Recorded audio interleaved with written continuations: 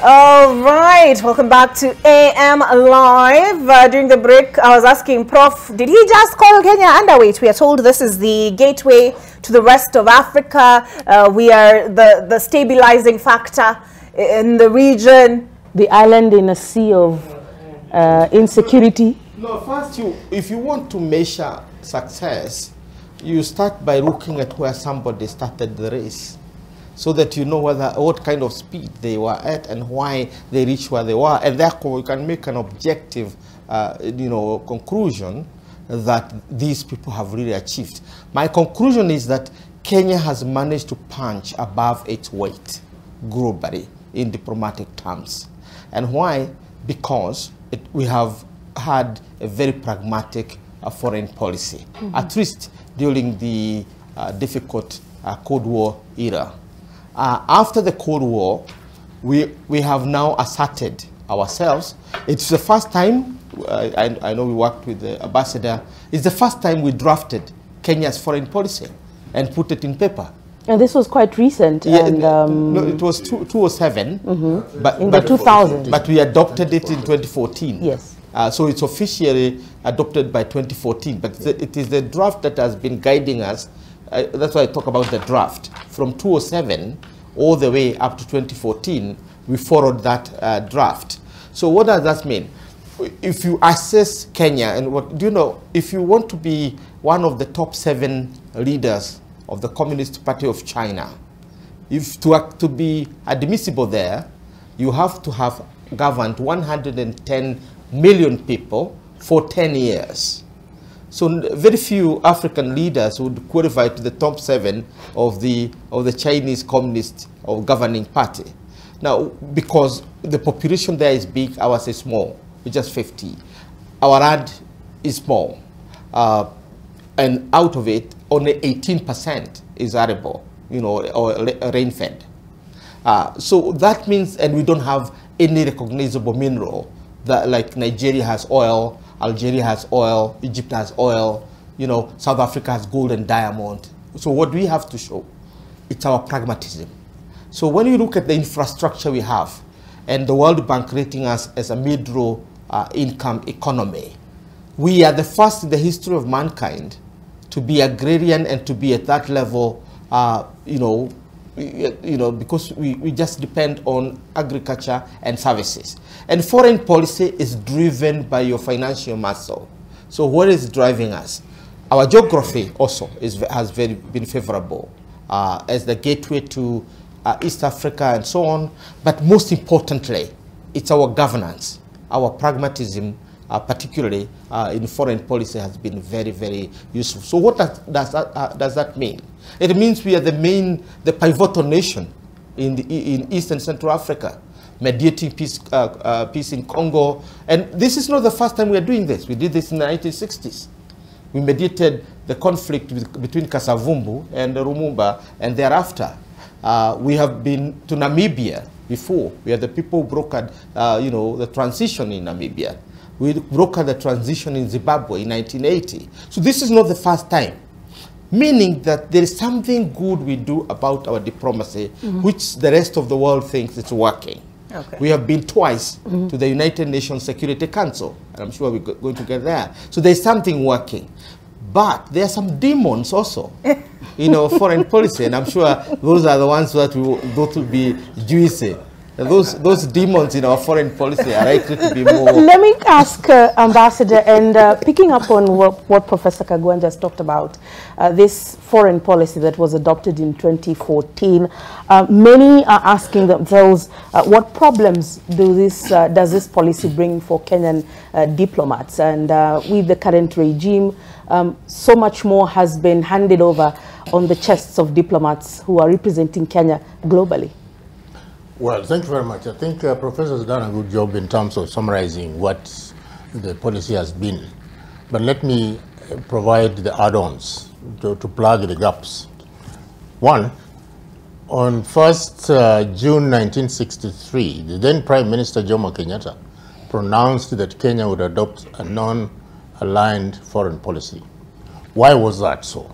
Because Kenya had emerged on the world stage and was expected to be a revolutionary state. but it didn't.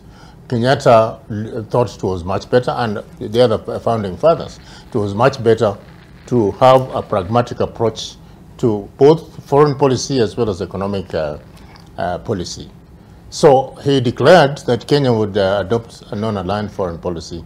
That helped this country a great deal because the toxic environment in which the Cold War was pursued by both the USA and the Soviet Union was frightening. And the non-aligned policy enabled Kenya to benefit from both sides, pick the good sides that it felt were important for its development from the West, and also pick the good sides from the East. That policy helped this country win to host the UNEP and Habitat institutions. And right now, it is the 4th largest UN headquarters and in a developing country. So I think our diplomacy has done a lot of work to secure that. It was not an easy thing. The reason why we managed to do that was we were able to relate to the West, relate to the East, as well as coordinate our activities within the South, which was a group of 77 plus China. And that enabled us to get the necessary votes to host the two institutions in 1972 and 1973. Now, the other point I need to raise is the first time we really tried to codify our foreign policy was in the 1965 session paper number 10 document. That's what defined what Kenya was going to do in its external relations. By adopting a mixed economy model, we were able to attract development partnership from the West as well as from the East. And that helped this country build a manufacturing base. Professor talked about agrarian status of the country. Yes, but we managed to build a manufacturing base which served the rest of the sub-region, despite the conflicts that were raging in that particular field. And lastly, I think before others come in, we have shifted our policy depending on the needs and depending on the manifesto of the party in power. It does not mean the policy changes. The policy tenets remain the same. The policy anchor is the same, the national interest. And we have shifted the balance in order to benefit from one side or the other, depending on the level of development and at what stage Kenya was operating within the dynamics of international relations. So I think I'll stop there first and then perhaps pick it up again when the others have had a chance. Leila, he's clearly written a book on this subject. But Dr. Mustafa, if I may. Yes. We are hearing a lot of rhetoric now and championed, led by, at least given we are Kenyan, this is really what we are interacting with. But President Kagame has been making the case for a while, Yoweri Museveni. This thing of, you need to stop viewing us as charity cases. We know, I was looking even at this political capital for Museveni in anti-gay law. You cannot dictate to us, we must be treated as equals. And I was listening to the president during the Mo Ibrahim governance weekend, and he talked about this thing of 50, how many countries? 55 African all being countries, bunked up in a bus. He'd put it in buses and heading to go meet one person across the table. Must end. Have we heard this before? Will it, in your view, in your expert opinion, has it started a conversation? Thank you very much. I mean, being put in a bus, 5 heads of state, I think that's a good thing. It signifies humility. And I mean, Kenyans, Africans go on buses, some walk, don't even get into that bus. And our leaders need to be reflective of our societies. I'd take it negatively if other leaders were put on limousines and then Kenyans were not Kenyans, Africans were just burst into a place. And I think it was in one way it was to also manage traffic. Remember when Queen Elizabeth died, the head of state of the United States came in his beast. US is US, and Africans were all bundled in a bus. And perhaps it is further proof of US, I mean, it's the practicality of a US. I don't think the US president would go to London and would be put in a bus and being bussed into that. I mean, let's look at our peers. They were also in that bus and they did not complain. I think we're talking about 60 years of diplomacy here. And I think both Professor Kagwanja and Ambassador Baya have painted a very true picture about our diplomacy. And the way I look at it, there have been ups and downs, and these ups and downs have also been is reflective of the global system, international system, geoeconomics, geopolitical situation that Kenya finds itself in. Kenya has done very well in peace diplomacy, for example. Kenya has contributed, has supported and given the United Nations, Africa Union, the best in terms of its professional peace diplomats, the soldiers in peace missions, from East Timor in Indonesia to Sierra Leone, Liberia to Namibia, and recently, you know, AMISOM, ATMIS, then in the DR Congo. To that end, Kenya has done very well. But when we say how has Kenya diplomacy been in the last 60 years, I think we need to look at various indicators of diplomacy and look and ask ourselves, how does Kenya feature in a range of indicators, whether it's in public diplomacy, economic diplomacy, energy diplomacy, what are the other diplomacies? Cultural diplomacy, education diplomacy. But there are various indicators, and for me, I would like to be much more specific in judging Kenya's diplomacy in the last 60 years within the confines of those various indicators. If you asked me, Kenya is considered as an anchor state in the region. And because it is depended on by many other actors, because Kenya's democracy and system, the values is that of liberal democracy, and it works well for the Western countries. It has also, this liberal democracy that we have has also not worked very well for us, because we're still very ethnic, tribal communities, and when your diplomacy, or rather you project what you have inside outside, if you get what I mean. And in that sense, Kenya has actually succeeded during certain times. If you look at during Kibaki's time, I think Kenya succeeded a lot. Kenya started very well at independence with Kenya. Then we started losing it. And today, if I may be very frank, Kenya is a very well managed, fragile state. Very well managed, fragile state.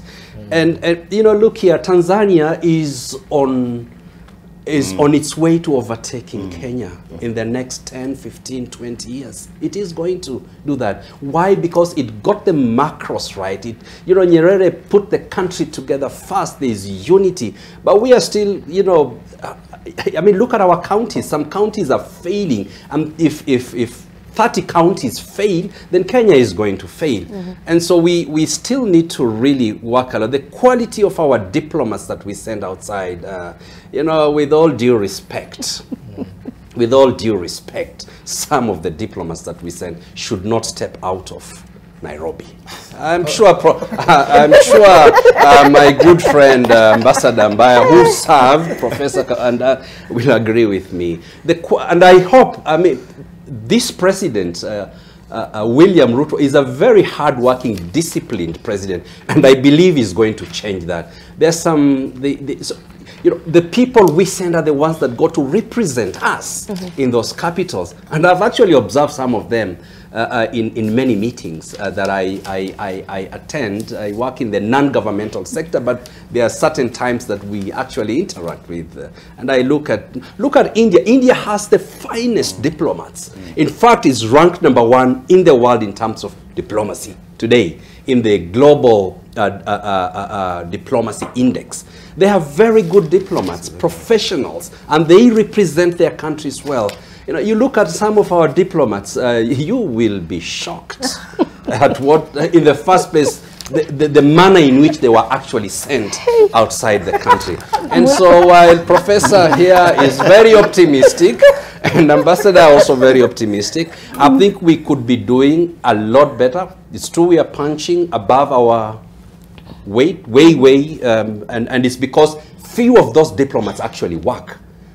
There are few diplomats in certain capitals that do splendid job, but majority just go there and waited to be invited to meetings. And when as a diplomat you are invited to meetings, you're not in control of the agenda. You need to be inviting people to the table, and that is when we can say you're controlling the agenda. Leila, yeah, you just had Leila say, "Hey."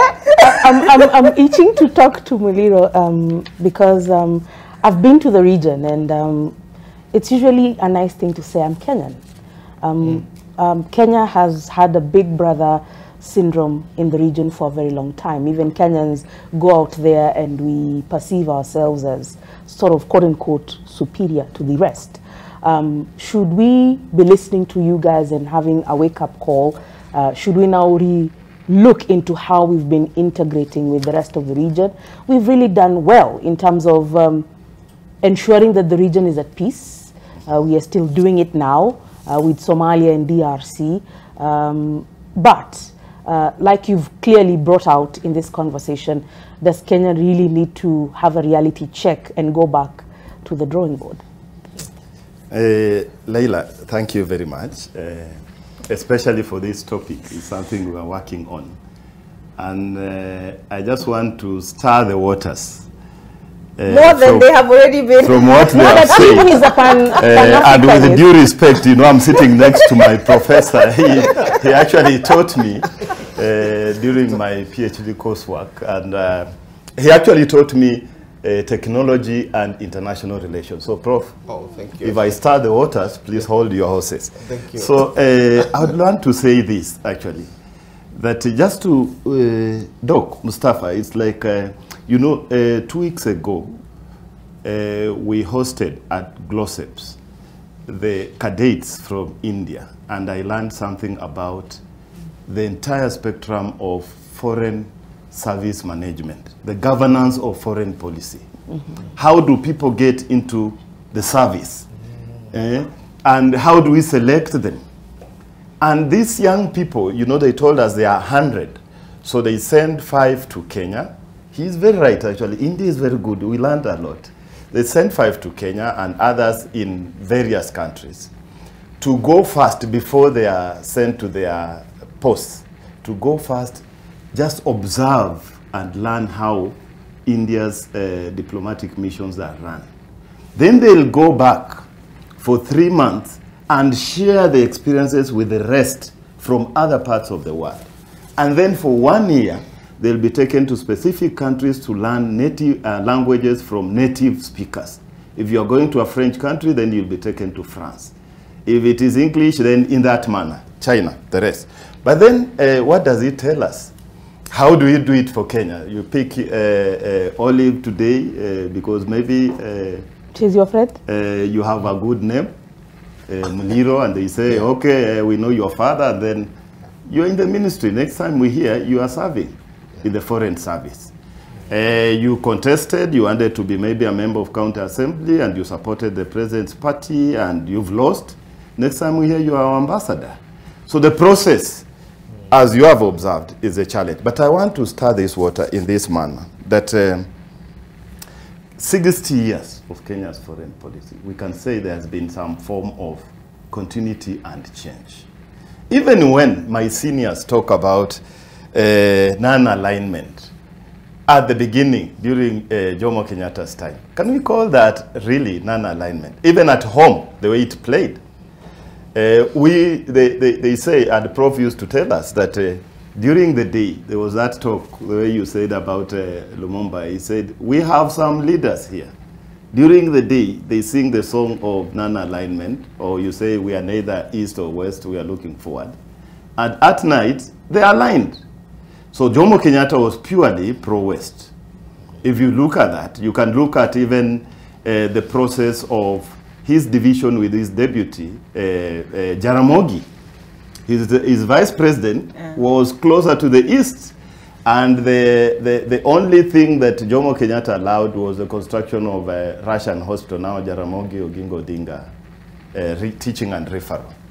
You look at the Patrice Lumumba Institute of Leadership that had been, you know, constructed by the Russians, the Chinese. The East how long was it, how long did it take for it to be closed? It required only a call from the West, and it was closed within, is it 48 hours? The Chinese lecturers were, we are told they were taken to the airport, deported in sandals. That's how serious it was. So at the beginning, we were actually pro-West as much as we are talking about Nana Line. Then President Moi comes in and tells us that he'll follow the footsteps. And we can thank, actually, in my view, scholars have written, I think Professor Mongiro has written something about the trajectory of Kenya's foreign policy, and he calls the period of President Moi as the golden age of Kenya's foreign policy. Oh, really? Yes, and it is for this reason that that is the time Kenya actually was on the world map in terms of peace diplomacy. The foreign policy of conflict management was well driven by President Moi. You remember the doctrine of special envoys, Sumbeyo and the rest, and Kalonzo Musyoka, and all over the world. So Kenya became the place to go to, even by the UN, in terms of dealing with regional peace. But then what happened? You know, the West came in. Cold War, as Prof says, the US became the global power. So then it started forcing smaller states, as he says, to follow their ethics. And President Moi, we know very well, you remember all those ambassadors putting pressure on him, multipartyism. So we credit, again, President Moi for initiating the Look East policy that we have now, because he had to survive. So he now moved away from the West and started looking at, you know, the East. We remember his tour to Brunei, Asia Pacific region, and China. So it was survival. Then moving very fast, look at Mwai Kibaki comes in, he swerve. At least for Mwai Kibaki, I can agree with my prof here that Kenya was able to play the politics of pragmatism and, you know, going by what serves you. This is a person who had networks internationally, and he could still fly from Washington and go to Beijing without raising any questions that Moi used to have. And therefore, President Mwai Kibaki, because of his approach towards infrastructural change, leaned towards, actually he concretized the Look East policy. And then President Uhuru comes in, and on his neck we have the ICC cases, and we are told by the West that we'll have only very minimal contact with him. What does he have to do? He has then to survive, isn't it? The Kenya's foreign policy. Then he goes now east. He makes it, actually we can say that the immediate previous regime put the Look East policy, China, at the apex of Kenya's foreign policy. We can see all that there more than any other regimes. And it was actually, again, for survival. So I'm just building a case for my final statement. Then we have now President Ruto has come in, and in my view, President Ruto has one drawback that is coming with it into the leadership, as he defines the foreign policy, is that he does not, President Ruto is actually purely a local Kenyan leader. He's schooled here. Wait. Is what? Yes. In terms of foreign policy. I don't mean that in terms of his thinking. All his education, up to PhD, his families, and in other words, I mean, he doesn't have heavy international networks that the previous presidents, like Moi, you know, Jomo Kenyatta allowed him to represent him around, and he established networks. You look at Mwai Kibaki has spent his life outside there, he had networks. Even Uhuru Kenyatta, the same, inheriting the network. But we look at our current president, and you ask yourself, he hasn't been a foreign policy or an outside, external political leader. And so, therefore, at this time, we are seeing almost like he's running foreign policy of, I would call it the foreign policy of survival, which Kwame Nkrumah at one time used to call it positive non-alignment, that we go with anybody if it solves what is pressurizing us internally. So for President Ruto, he is actually having it very hard, because you are making foreign policy decisions as you also learn to establish external networks at the same time. So whoever comes and looks like he can solve your internal issues, we have issues of, you have promised people fertilizer, and you can remember what happened. So you have somebody from Western Sahrawi attended your inauguration, but because Morocco is a heavyweight in fertilizer, then because you are learning, you want to solve, that is the danger of the foreign policy of survival, is that you may easily ruin your national interests that are consistent. So therefore, you disrupt even the common understanding. So you saw that tweet that was removed immediately. It looked like Kenya was going against the global and regional AU understanding on the position of Western Sahrawi vis-a-vis Morocco. So we have seen those. Then that is what explains again when you are seeing Russia is here immediately after we have had a very sterling presentation or high-level visits from the West. So at this time, I can easily say, that we cannot say that Kenya is non-aligned. Actually, we are more look West. We are pro-West. If you look at the performance of the current government, the leaders who have come and the US coming in and all that, it looks like now again the cycle is moving. You know, the way the doctor said, Mustafa, that it is up and down. The cycle is now moving now again from Uhuru, look east. We are now seeing the look west being energized more than the look east. Leila, they may have used different routes, but they seem to have arrived at the same point, which is all looking across the board. It's pragmatism that has driven the foreign policy agenda. But you had a follow-up? And I have a follow-up from what Muliro has spoken about in terms of, and let me rephrase the question. When Kenyatta Sr. took over in 1963, he had a vision of Pan-Africanism, and we were going to engage with anyone within Africa. But then over time, like Muliro says, the economic issues have come to play in terms of us engaging with semi-autonomous regions within the fold, regions that have decided in one way or another to politically detach themselves from the motherland. We've had several incursions with Somaliland, the Western Sahrawi issue. Do you think we shoot ourselves in the foot in terms of when we, like he says, seek to engage with one region and then we realize, oops, we've made a diplomatic goof that could cost us significantly? Ambassador, you intended this for the ambassador? Yes. Okay. Okay, thank you very much. Now, first of all, let us establish 3 points, 3 principles. For a country to project itself on the international stage, it needs 3 sources of power. The first source is diplomacy.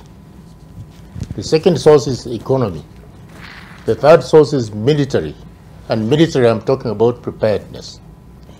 So when we deal with Kenya projecting itself on the international stage, we need to take into account what factors inform that policy. We've talked about President Moi's time, and particularly the pursuit of conflict resolution and peace-making efforts. He placed this country on a trajectory that very few African countries have followed or even been able to match up.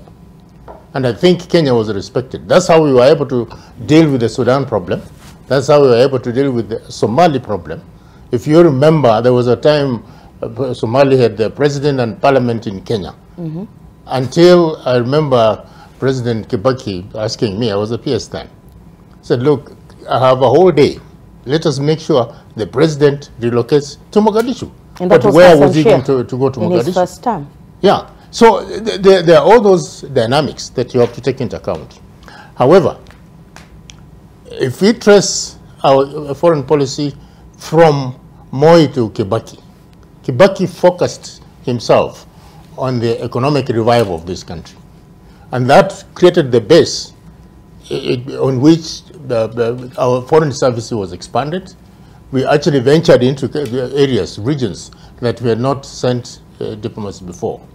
But as Dr. has said already, it depends on who you send to those areas to represent you.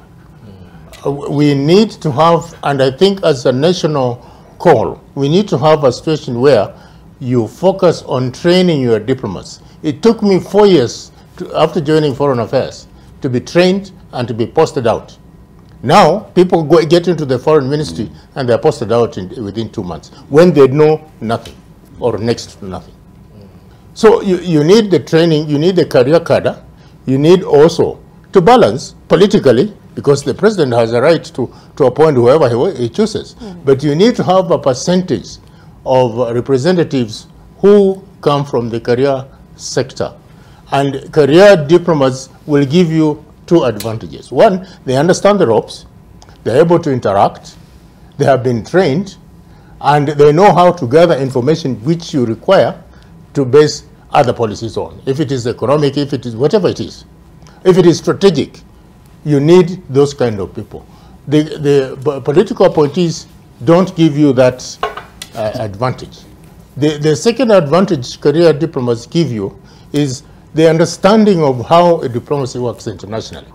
Because diplomacy is based on treaties. Now, if you don't understand how you come into a situation and how you get out of that situation, it will be very difficult for Kenya to pursue its foreign policy. Now, how do we then deal with a situation like Dr. said? He agrees with lumping presidents into buses. I don't agree with that, because sovereignty means sovereignty. And there is no big state, there is no small state. So you treat the head of state as if it's your own. Why is it America claims security of their president? I can give you an example where we were in a conference in Arusha, and the then Secretary of State, I will not mention the name, wanted to see President Moi. So they sent a request, said, can we see President Moi? But the Secretary of State would like President Moi to visit him in his room. He said no. So the man persisted, and I said, look, if it's a question of security, should President Moi die, the whole nation will be mourning. But if the Secretary of State dies, he's just the Minister of Foreign Affairs. And he came. So you don't discriminate. Let us not have perceived versions of sovereignty. Sovereignty is sovereignty and it must be respected. All right, so we need to take a break. But Dr. Mustafa, I do apologize for cutting you short earlier. I will give you occasion to conclude the points you were making. And also, when you talked about sovereignty means sovereignty, Niliona Suraya, Professor Kagwanja Kidogo, it was very expressive. We come back with his thoughts on the subject on the other side of this break. When we do come back, I think I'm going to engage the professor on one of Kenya's lowest moments in my mind, diplomatically, and that's the question of the ICJ case. All right, on the other side.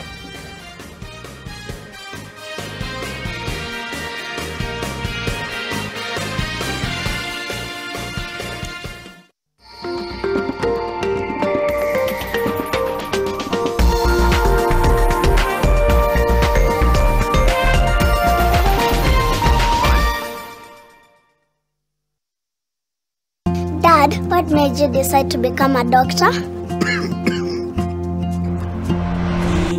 It's because my father needed one. And you, what do you want to be when you grow up? I want to be happy like you. Life insured is love assured.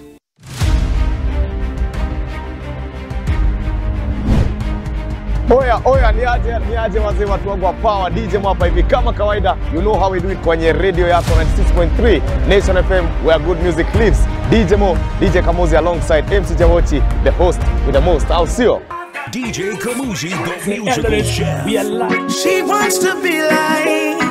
Kutoka radio mtu wangu tunaingia kwenye TV na pale hivyo tunaletea ngoma zingine Ital 2 tunaletea mpaka guests all over the world kutoka Jamaica, Kenya, East Africa, name them. Ama niaje Mo? Yes I, na kama kawaida sisi kama Jam Down tuingia kwenye area kwenye mtaa yako mazee. Jam Down on the road mazee, tuambie ukuje wapi? Jawochi kila sato anakuletea reggae news, what's trending. Yes, This and much more from 7 p.m. Nation FM. Alafu kuanzia 10 mpaka maidha mtu wangu #JamDamKE. Awola. Want to bring me down. Was sick and tired. Then you came.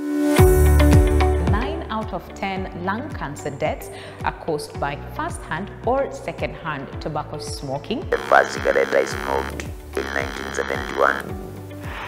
This was due to peer pressure. Every cigarette has got multiple types of chemicals which can cause cancer. Do you want to tell us a little bit about the device that you're using now? This device is called an electrolarynx machine. I was introduced to this machine when I went to India.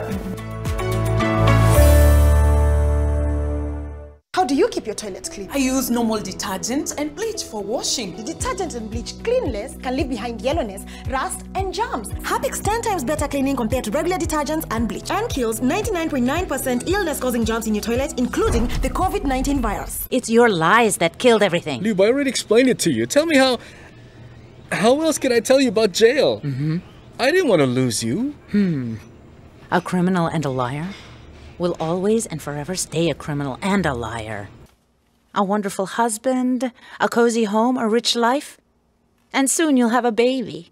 Others may be okay with that, but not me. There will always be something to strive for in life. So what should I do now? Go by another name, play the role of the sister which I hate, and pretend I am fine with all of that?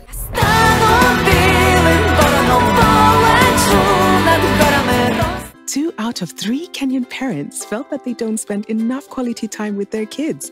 You can help change this by giving a generous voice to Storytime. Visit our library of homegrown audio stories at cadbury.africa and make Storytime sweeter. Let's get straight to it. Ready for whatever. We gon' ride. Line them up. Let's go toe to toe. Tell them pick a side. Put in work. We don't play no games. Watch it running high. Savage mode. We gon' keep it G. Yeah, you know the vibe. When it's meal time, who gon' tell my dogs we can't eat?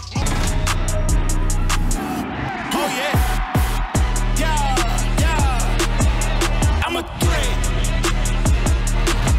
Get the Ballin' Twister box for only $7.50. NBA, KFC, balling all day. Ready to showcase your football talent? The wait is over. Safaricom Chapa Dimba is back. Bigger, bolder, and better.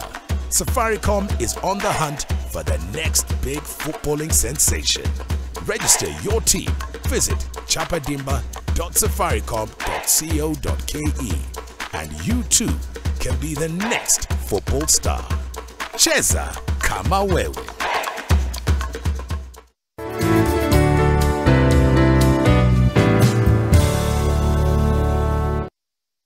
Cascadia Apartments at Two Rivers Development in Nairobi with a Madaraka offer till 30th June 2023. Price start from 9.2 million. Call us today on 0742 342 722 or text Cascadia to 22365.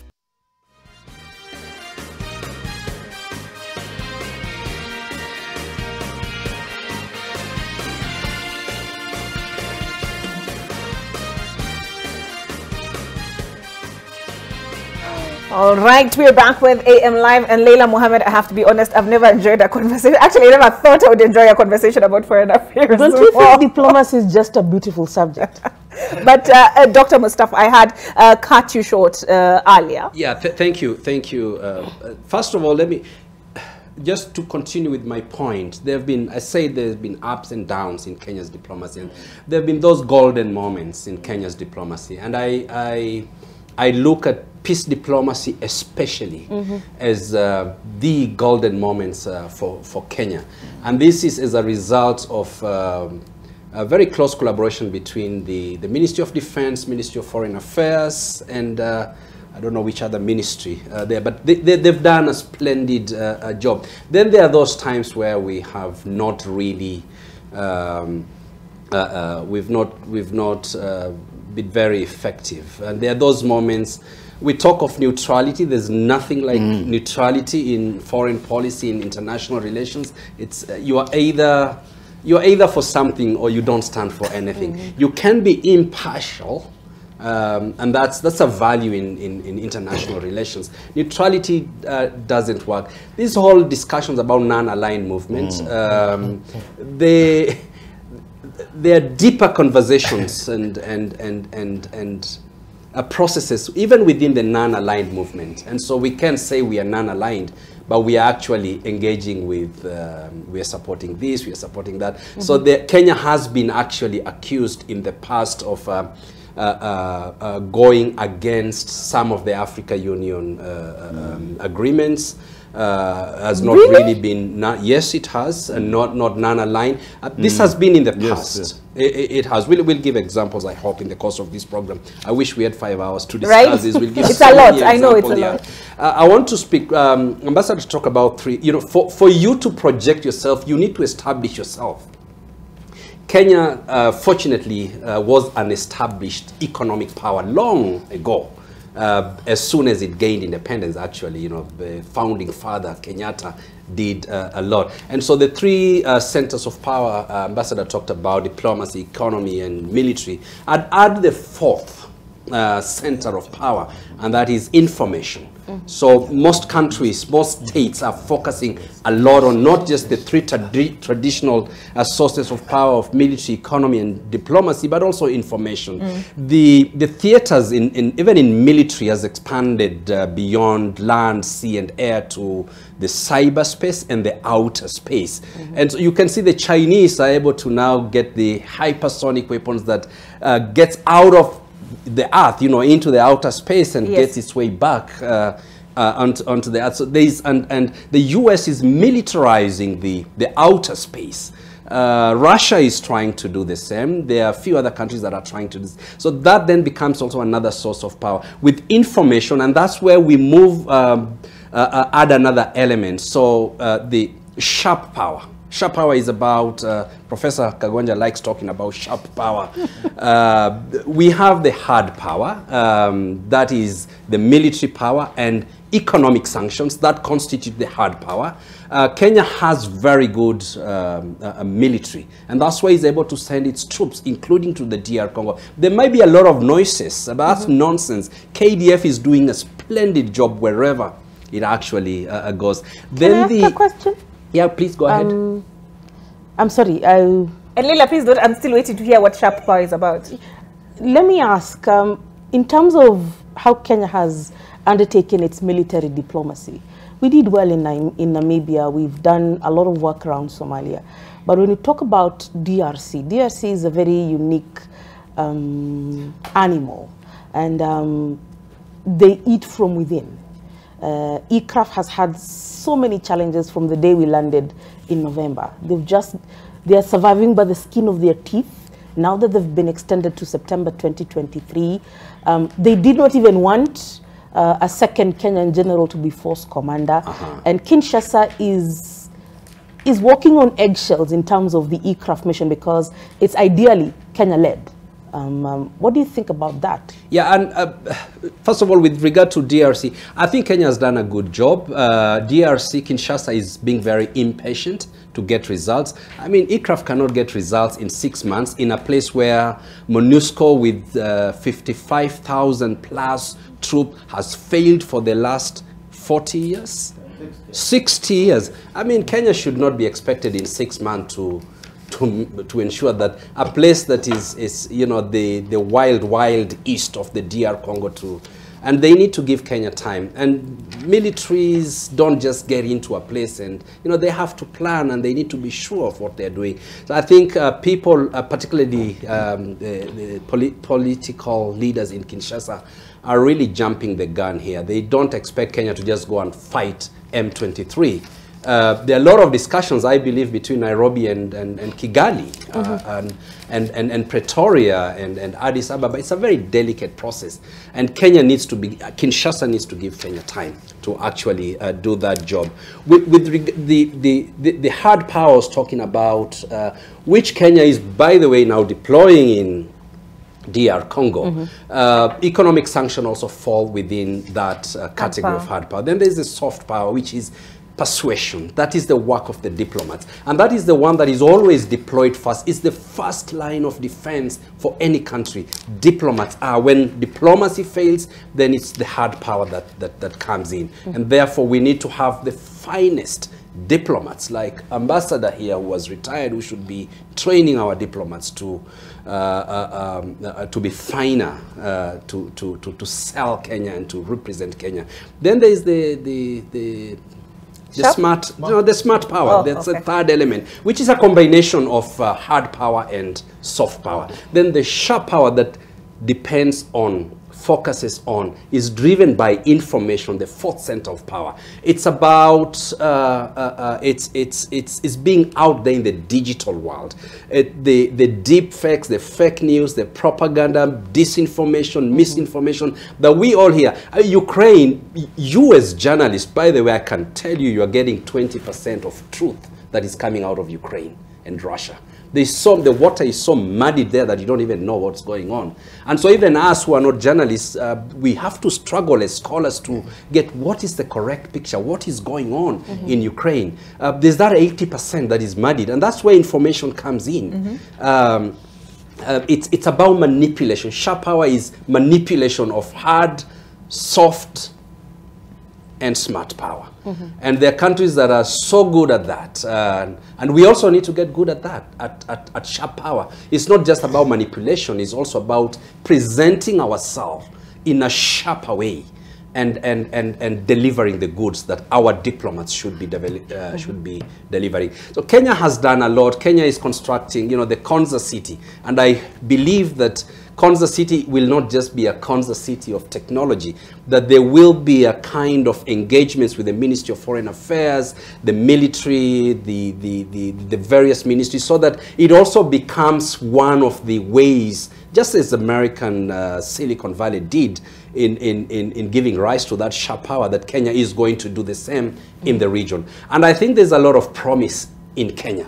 But this promise will not come if the leadership and those people that are supporting the President of the Republic of Kenya are just not going to do the work. They need to do the work, they must do the work, and they must deliver, because it is the Kenyan taxpayers that are shouldering and paying for them to be diplomats representing Kenya. All right, Prof, even as you explain why sura yako ilibadilika when we were talking about sovereignty, Leila had something else as well? Yes, Prof, Uhuru Kenyatta as a peace man is doing quite well with the Tigray and the Eastern DRC process.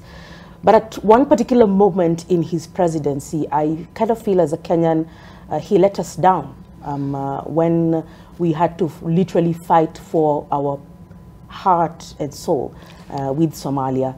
We lost that case. We have gone to town and said we will not recognize that decision. However, from where I sit, it kind of punched us in the heart a bit. Did we go wrong somewhere? Did we overthink ourselves? And did the big brother syndrome come to play? And did we underestimate our neighbors?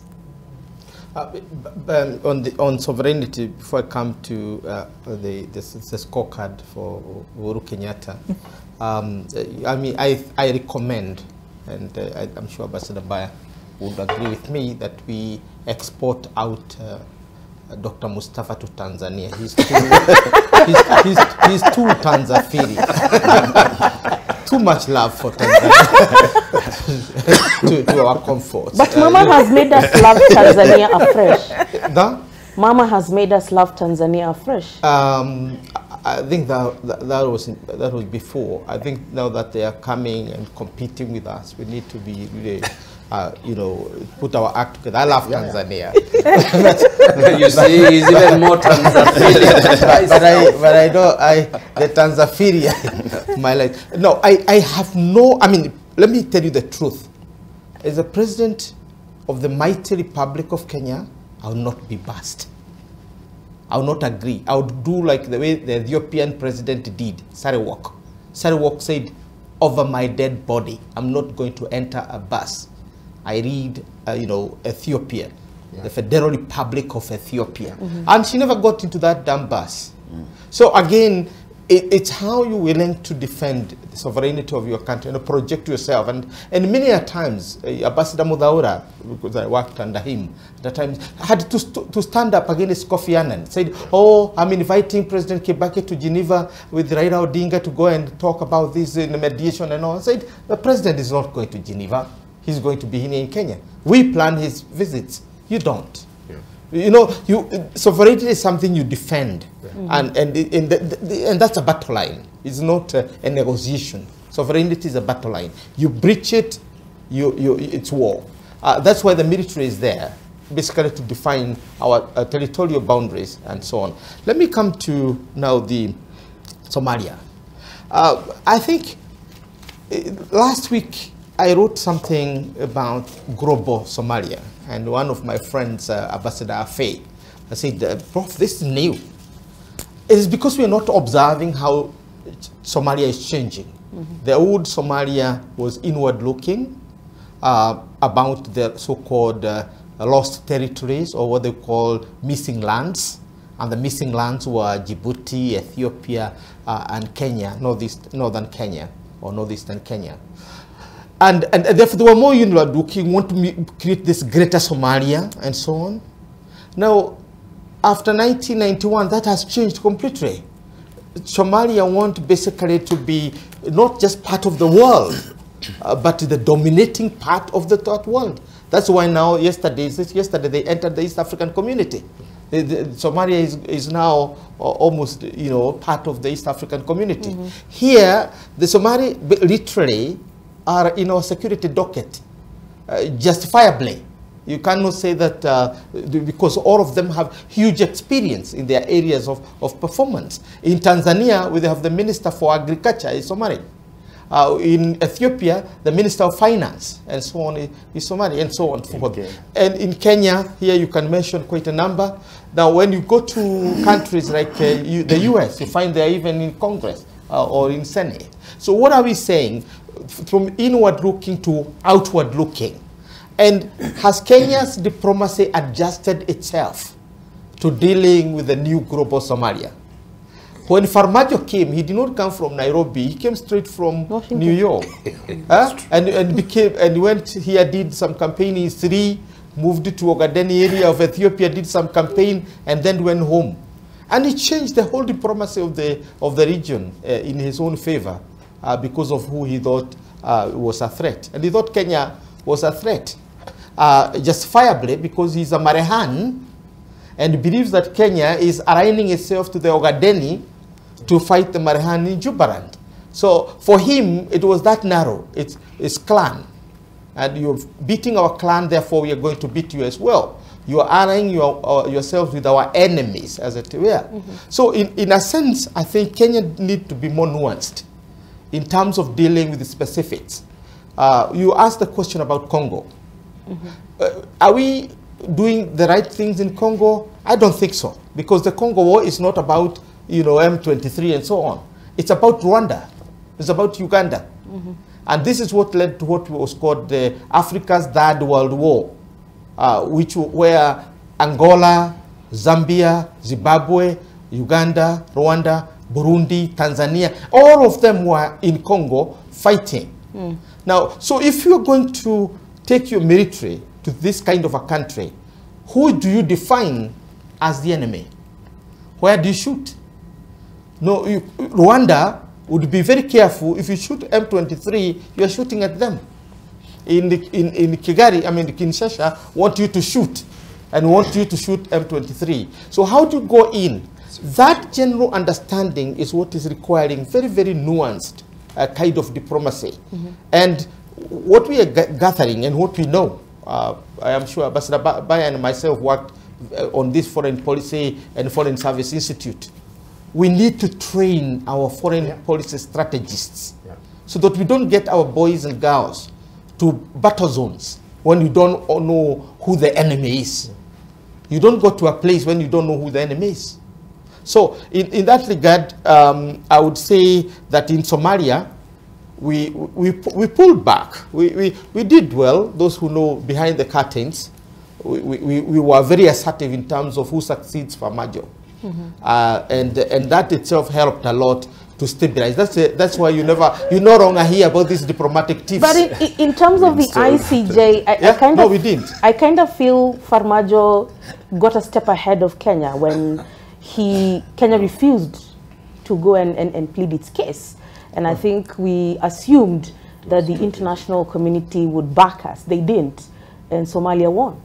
No, not really. That was not the context. The context was that Farmajo, Ahmed Abiy in Ethiopia, and Isaias Afwerki in Eritrea had literally ganged up against Kenya. And they were meeting frequently. And they started by dismantling IGAD, which was seen, because Ethiopia, Addis Ababa, when Abiy came to power in April 2018, he interpreted Kenya as an enemy because he was a friend of Meles and the Tigrayans at that time. And therefore, it was to dismantle the architecture of power in the Horn. And they came up with this Cushitic alliance based on Cushitic consciousness, where the Somalis, the Oromos, and all are based on Oromo. So they came up with that. And the result was what they call the Horn of Africa Alliance, and to replace IGAD. But it never worked, because within no time, Ethiopia itself imploded. And within no time, Somalia itself was in election, and Farmajo had been moved. And Kenya moved very quickly to make peace with Afwerki. Now, Kenya and Eritrea are in the best of their relationship, if you wish. And therefore, Kenya has come back as a major player. And for the first time in our history in the region, we are now an anchor state in the true sense of the term. In other words, it's very, very hard to make a decision on the Horn and the Great Lakes without Kenya being on the chair. And that's a diplomatic achievement. We have pulled back on Somalia. I think the idea is that at some stage, when conditions are suitable, we will negotiate the way we did with Tanzania. Remember, we negotiated our maritime border very well with Tanzania. If we insisted on the parallel east, we would have taken part of Zanzibar and other islands. But then we negotiated nicely, and we settled that. With Somalia, it's not a big deal. Outside the politics of the time, it is something easy that we can streamline. I think I would ignore the court. It was of my own nuisance value. That's what I was looking for at the end of the day. The court was of nuisance value. In fact, it shot itself in the foot, because nobody in Africa will ever invite it to mediate a maritime boundary. So because it went on to rule after one party. It's supposed to be a court of arbitration. Correct. Not a court of ruling. Its ruling is not binding. It was not binding to Philippines. It was not binding to Ecuador. It was binding to nobody, because arbitration is arbitration. They have to be the two parties. They talk and agree, and then you register the agreement. This time you make a ruling. No, it's not a court. It's an arbitration forum. So it failed in that regard, but of course, it aroused a lot of emotions. So its value was emotive value, not legal value. Okay, Dr. Mustafa, did you have something to add quickly to that? Yeah, just to, and I agree with Professor. You see that that court, ICJ, has ruled on so many other disputes, like the Nigeria-Cameroonian dispute over the Bakassi Peninsula. And what happened? The court ruled in favor of Cameroon or Nigeria, one of the countries. And then what Nigeria and Cameroon did was to go back and bilaterally negotiated and agreed. Actually, what has happened is that they have a joint commission that is prospecting and drilling oil, gas, and they're sharing resources. So that court's decision just becomes, you know, a record to be filed away. All right, Muliro, we've had the president come out strongly on several issues of late. The other day at the UN Habitat Forum, he asked what's the point of attending COP? We might as well save the environment. I know you're talking about boarding buses, but from an environmental point of view, it's green. Yeah, so he talked about what's the point of going to COP, because he says the conversation must shift from we keep meeting to discuss loss and damage. He said we need to tap into Africa's potential for green energy. The money, that is where the money is, he said. He's also been very vocal on the issue of the global financial markets and the disadvantage that countries such as ourselves are at. The UN Security Council is not a conversation that began the other day. There was a concerted effort when former President Uhuru Kenyatta was in office. What do you make of all of that? Yeah, that is very good observation. I would like to say this, that before I even move very fast, I just want to, purposes of continuity. I think that was right, Prof, that for a long time, we were battling with the idea of whether Kenya is an anchor state or a vassal state. Is it being used by the West, or we are literally, actually, very useful, as you say, the gateway to East Africa and Africa. But now, we can comfortably say that it is properly an anchor state, given the interest that it has attracted from external global powers, you know, trying to bargain to some level, not using Kenya. So I would go to what you are saying there, in the sense that, you know, just as I mentioned earlier, President Ruto enjoys two things. That one is a new kid on the block. He doesn't have the baggage of entrenched relations and commitments with the external world, other leaders who have been there for a long time. He's homemade. So now he's doing very well to project himself and project the country as Pan-African, you know, speaking for Africa and trying to highlight issues that we have, other people have spoken about them, but not in the way he has done. That every forum he finds, you know, looking at even the talk about being lumped in buses, that's Pan-Africanism, you know, being the talk about we are ever meeting and discussing, but nothing happens after the conference of parties, COP. Nothing happens because Africa actually is like the sink. They say, you know, the sink in your kitchen. It is the one that cleans the environment.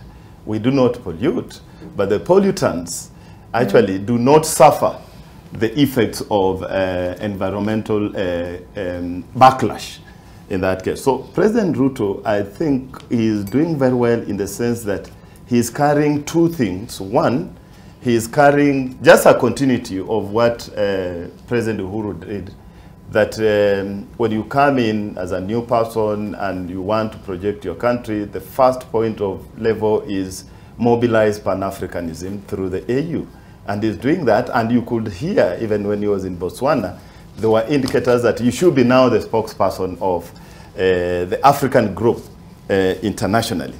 And then again, he is, as they say there, it might not be ping pong, but he is very strategic. He is keeping his eye on the trending global agenda. And when he picks that agenda, like now he knows the issues of climate change is a global agenda that is driving the interests of global powers. And you can see that already we are preparing, is it in August, to host the Climate Action Plan, and he is the chair of that committee. So I see him being able to not manipulate, but exploit global thoughts, as they say, to project the foreign policy of Kenya. But just to allow me to mention something about the ICJ, what she said, you know, there are two things. The first one, I agree with them that it was even a mistake. That was just some form of nationalism and survival tactics of Farmajo to move to the other end and create a situation of Kenya as an enemy. Otherwise, the AU has a border program.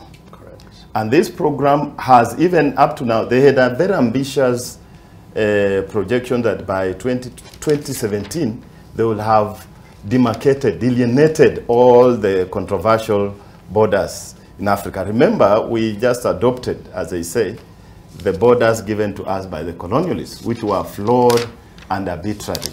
So the AU has that program, that the best way to sort the border challenges is to talk about the negotiated treaties over the borders. You don't go to that far-fetched ICJ. And for that reason, I come to what Doc had mentioned. We have many cases. You know, Nigeria went back and Cameroon. We have a case of Angola and the Republic of Congo. There's something they call unitization. That somebody predicted that the future of African conflicts will be around resources that are discovered along borderlands. Because these borders are not very clear. So we have the maritime border, we have resources. It didn't matter, but now there are resources. There is now, everybody says we want to know the border. So this has happened, even I think Nigeria and Cape Verde. So you agree the resources are along the borderlands. You don't need to fight over that arbitrary territory. You agree 50-50, use the resources equally to benefit all of you. Okay. And then just because we need to wind up in about 2 minutes or so. A footnote on sovereignty and BAS. Just a footnote. I know my colleagues will disagree with me in the panel. You know, optics matter. You know, the pictures that circulated around the world and we were shown were African presidents in a bus, right? I mean, that is, and it looked like Africans were just herded in a bus. But there were actually several buses in that. There were presidents and leaders in European countries were in another bus. The King of Spain, the King of, you know, the Italy president, even Germany, you know, they were in a bus being bused to that. And by the way, that in itself is a security measure, and that is the practice with the Metropolitan Police in London. In 2012, during the London Olympics, you know, leaders around the world were bused into the Olympic opening. We need to, I know it's shocking for us because our heads of states would go with 10 helicopters to go and donate 90-kilogram bag of maize to some starving person in the Sahel, in Mali or in Somalia. I think we need to, this whole thing of sovereignty, we need to demystify it. You don't have to be going in a limousine to a function for your country to be seen that you are, you know, this is a state now. Okay. No. All right, Ambassador, quickly, just your response to that. And then Professor Kagwanja, then we can wrap it up, please. Yeah, I think just debunk one point.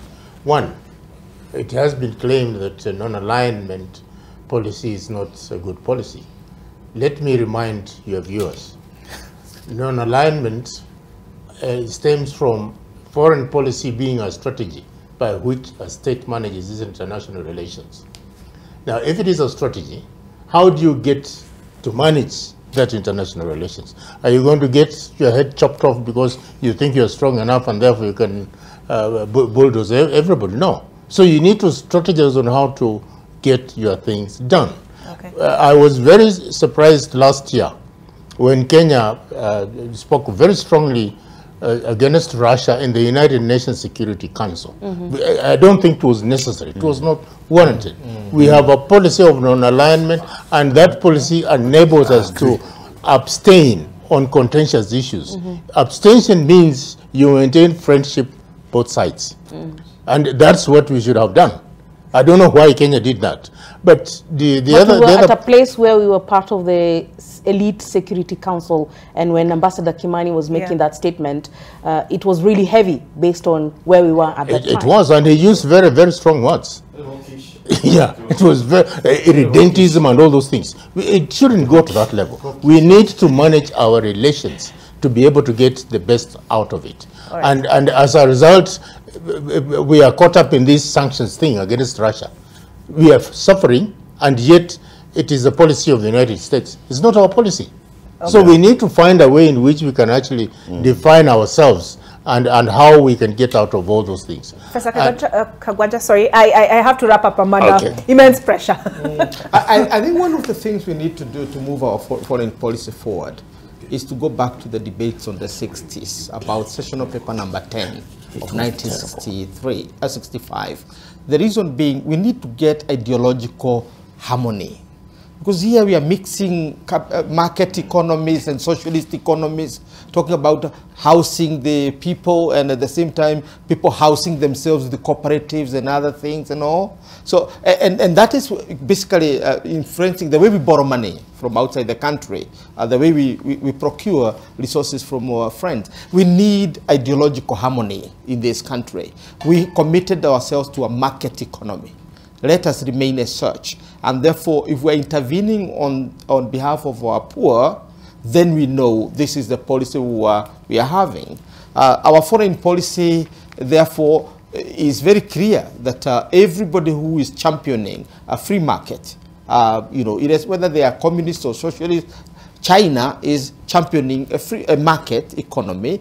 We relate to them with that. But when it comes to democracy and all these matters, then there we pull out. So our compass should be guided by our clear understanding of who we are ideologically. All right. So I will endeavor to have you gentlemen back because perhaps Ambassador, when he comes back next time, can provide counsel because there has been a lot of cleaning up by the Ministry of Foreign Affairs of late. Statements made and the PS now has to come back and neutralize the situation. So there is that, and then the President, are we over territorial?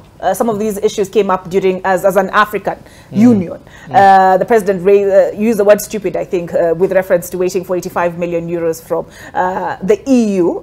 So are we over territorials as a continent to move us forward? Because we talk about we have a youthful population, potentially significant market.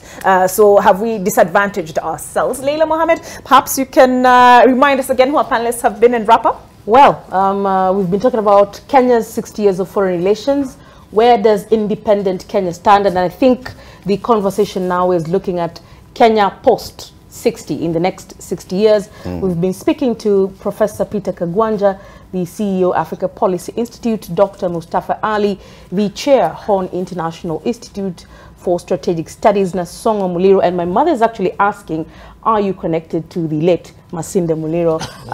He is from the Global Center for Policy and Strategy, GLOSEPS. And last but not least, we have Ambassador Boaz Mbaya, retired ambassador, former Foreign Affairs Permanent Secretary, as they were known at the time. All right, that's it for AM Live. Please, Musitunywe Hewani. Your world's coming up with Winnie Lubembe.